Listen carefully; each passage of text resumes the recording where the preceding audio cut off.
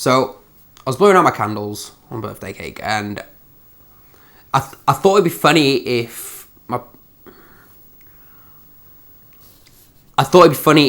poo played songs. I'd wished for 7 birthdays previous and nothing. So, like, what harm could it do? Like, really?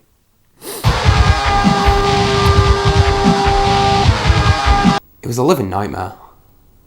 It really was. And I tried everything I could.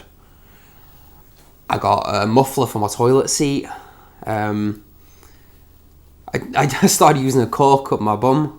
I've taken so much Imodium that you would not believe the backlog. But, as you can tell, it's not all doom and gloom. Every cloud does have a silver lining. I'd realised early on that different foods made different sounds. So I started to lean into that. I started slow at first. A couple of local talent shows. A few open mic nights here and there. And then I got featured in the 1998 annual of Ripley's Believe It or Not.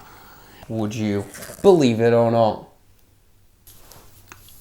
And that led to a brief stint on daytime TV and a couple of the interview shows, but I kind of felt like I'd gone back to being the butt of the joke again.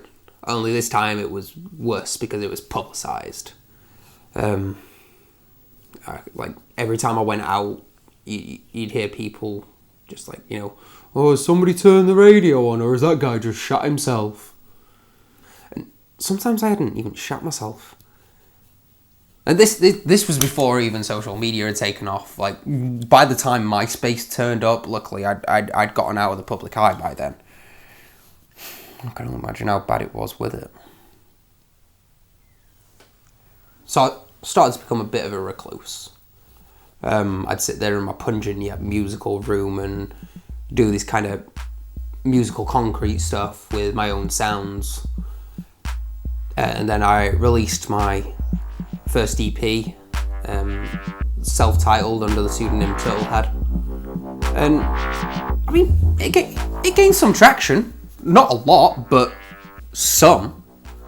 And then, out of nowhere, Kanye. Fucking Kanye, man. So I got called out to spend a week in Hawaii with him while he was recording his album. I mean, we didn't end up using any of the stuff that we'd recorded, but it was a really good experience, and I came out of it really driven and inspired. So when I came home, I decided to dive straight in. I got myself signed up on a major label. Turtlehead, the British guy? Yeah, I represented him. I also represent 3 cats and an elderly gentleman that will tap dance till the day he dies, or so God help me. Anyway, shit stain. He walks into my office one day, he doesn't say a goddamn word. He just looks me dead in the eye, lays his Tupperware down on the table, and takes off the lid. So I listened for a moment. Then I said to him, "This is shit." He says, "I know." I say, "This is gonna make me millions." So, do you just take a shit? Well, it's a little bit more nuanced than that. I mean, look, it's just easier if I show you. Now, like everybody else said, when I eat, everything goes down into my stomach, where the digestive juices roll it around a little bit, give it a bit of character here and there. Now, over here is about where it changes. You see, thanks to the wish, I've got an extra little bottle here, which just adds some beet, a little boogie, and depending on my diet, it drops the bass. I usually record whatever comes out, remix, and lay down my lyrics on top. It usually turns into gold dust. Oh, you're in for a little bit of a treat here.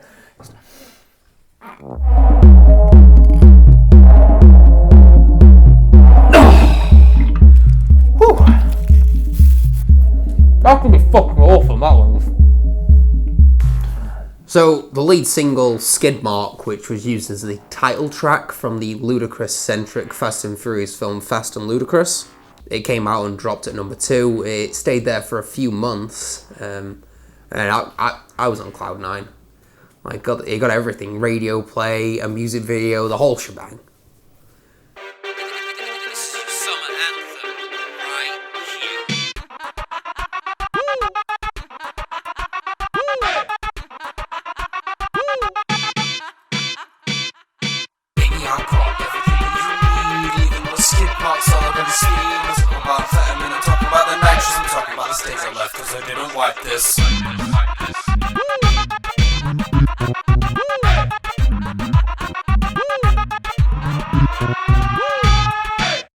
So when the album Careful What You Wish For came out, it was a surefire hit, right? Wrong. Oh, they fucking hated it. On a scale that only surpasses Robin Thicke's Paula or DJ Otzi's greatest hits. It was a fucking disaster. So, I started getting labelled a one-shit wonder. My label dropped me. And no other producers or labels wanted to touch me with a 10-foot barge pole, really. But I wasn't about to get flushed down. Not without putting up a fight. You see, this right here, this is the turning point in my career. I realised that I didn't need to get in contact with other producers. The people I should be getting in contact with were chefs. They were the people who were able to manipulate and alter the sounds that I was making, and in the way that I'd want them to. So that's exactly what I did. I put my whole into it and came out with my second self-released album, Michelin Starfish. So it wasn't entirely a commercial success, and it was by no means successful critically. But it wasn't a complete disaster. I mean, it still has its fans, and I'm still very proud of it. It's especially the video for Sashimi Sashi You.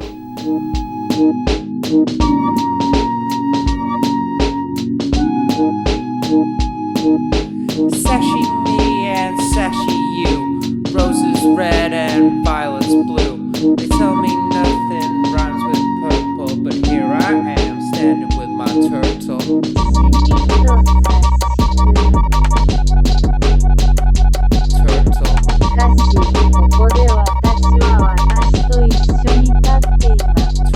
Bjork even complimented me when we went to the Grammys. I wasn't invited, but I went along as Pitbull's +1. He coming into my office one day groveling and sobbing because he didn't get an invite to the Grammys. But, seeing as I have a penchant for polishing turds, I called in a favor. You see, I've known a man called Pitbull since he was a puppy named Armando, and he owed me one. So, bing bang boom, shit stains at the Grammys. Currently in my life, I'm working with Pharrell and Heston Blumenthal. We are working on a project that's starting to sound/taste like nothing you've heard/tasted in your life. I'm also working on my my autobiography, shot from my bottom, now I'm here. And that's pretty much caught you up. Okay, so no, thanks a lot for your time. I think that's everything. Yeah? Yeah, no, that's the brilliant. lot. Thanks for everything, for giving us your time, allowing us to talk to you. It's been great. One thing before we go though, obviously we tried to talk to some other people in the industry to talk about you, your music, everything else, your sort of influence on the culture as a whole.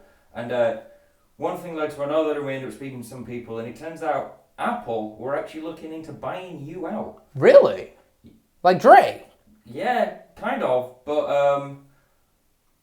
Hey, he wanted his 15 minutes of fame just like everybody else, and he had it. When he came into my office on that fateful day with his Tupperware full of dubstep nuggets, he signed it all over to me.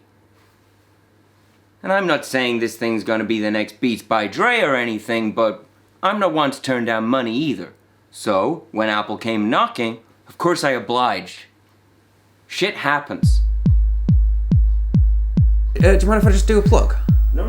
Alright, so me and Pitbull's new single is out next week called Bear in the Woods.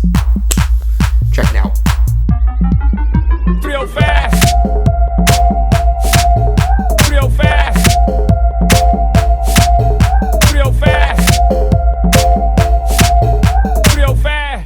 a fucking lawyer.